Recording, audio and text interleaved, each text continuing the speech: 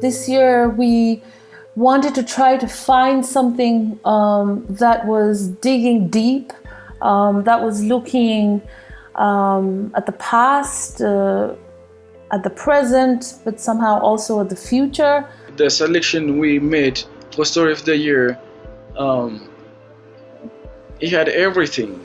We saw everything on this body of work.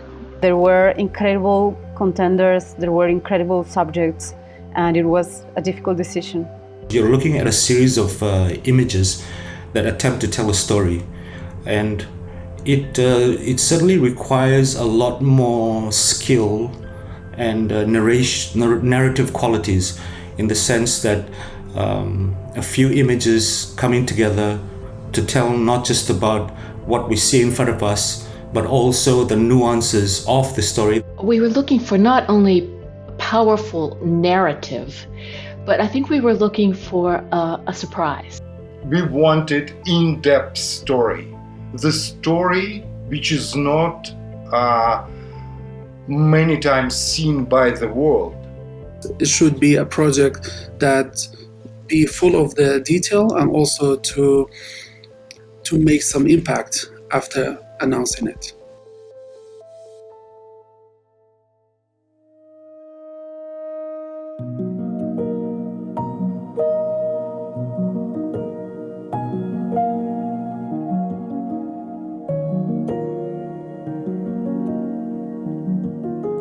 The focus is on one particular high school basketball team, but through that you go home with the young men. You see them, at home, twirling a basketball.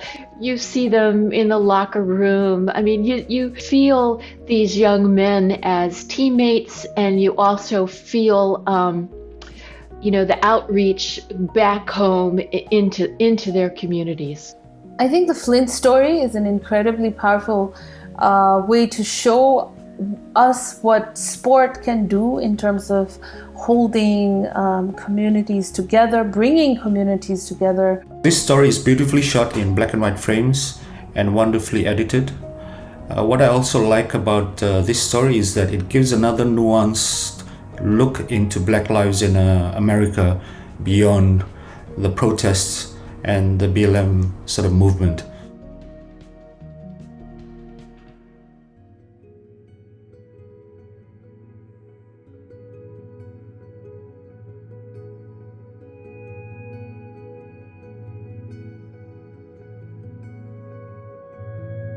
The story looks at a series of families who are trying to smuggle out sperm from husbands who are actually in prison, and their wives are trying to smuggle out sperm to be able to conceive and to be able to continue their lineage and continue, family legacy and at large continue the existence of this very particular community that has been threatened over time. Habibi is a set of pictures that are full of symbols and objects, and the objects give us a strong message. I remember teddy bear on a bed. I remember a child without her face because she's turning over, and I remember very, very beautiful frames.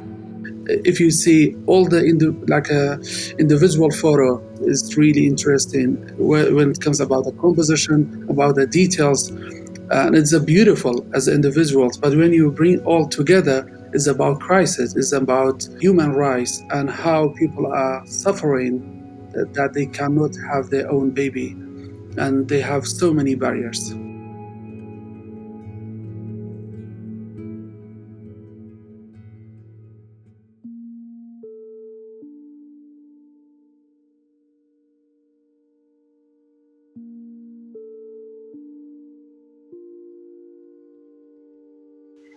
It documents the very long conflict between Azerbaijan and Armenia for the unrecognized Republic of Nagorno-Karabakh, which is in the Caucasus, and it's It started in the 90s after the split of the Soviet Union.